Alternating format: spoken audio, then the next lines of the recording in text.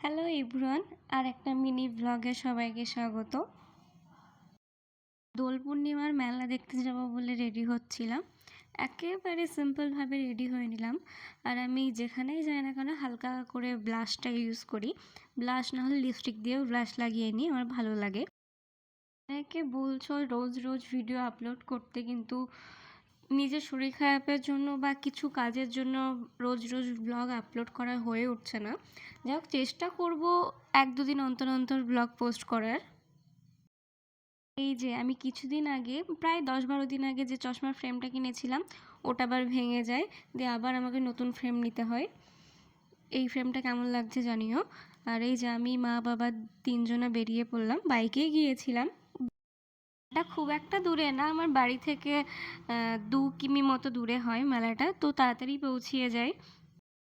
আর মেলার অত জোর ছিল না, বেশ ফাঁকাই ছিল।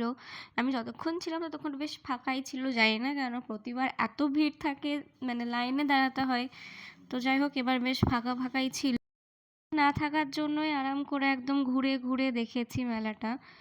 তারপর ওয়েদারটাও খুব সুন্দর ছিল, না গরম ছিল না ঠান্ডা ছিল, বেশ মনোরম পরিবেশ ছিল একটা।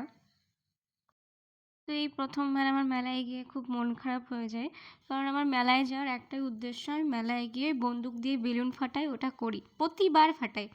তো ওটা আমার একটা নেশার মধ্যেই পড়ে। তো এইবার মেলায় গিয়ে ওটা ছিল না, কোথাও দেখতে পাইনি। আর এই যে আমার দাদার ছেলে, পিসির ক্যামেরা অন থাকলে একদম ছেলে মেতে যায়, আমাকে বলছে দেখো, ভয় দেখাচ্ছিল মূলত আমাকে। তারপরে টুকটাক এদিক ওদিক ঘুরে আবার স্টলে চলে যাই খাবার খেতে, কারণ মেলাতে যাওয়ার সেকেন্ড কারণ এটা, আমি অনেক কিছু খেতে বা ট্রাই করতে চলে যাই। আর আমাকে দেখে বোঝাও যায় আমি খেতে ভালোবাসি। আর এই যে পুচকিটা মুখে দিয়ে গরম লেগেছে, তাও ফেলবে না, ও খেয়েই ছাড়বে। যাই হোক, দেখতে তো হবে কার ভাইপো।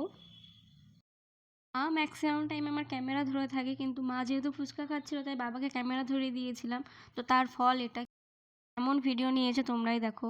তারপর আইসক্রিমের স্টলে চলে গিয়েছিলাম, ওখান থেকে আমি একটা কি নাটি রোল বলে একটা কিছু নিলাম, আর মা হচ্ছে কর্নেটো নিল, বাটারস্কচ ফ্লেভারের।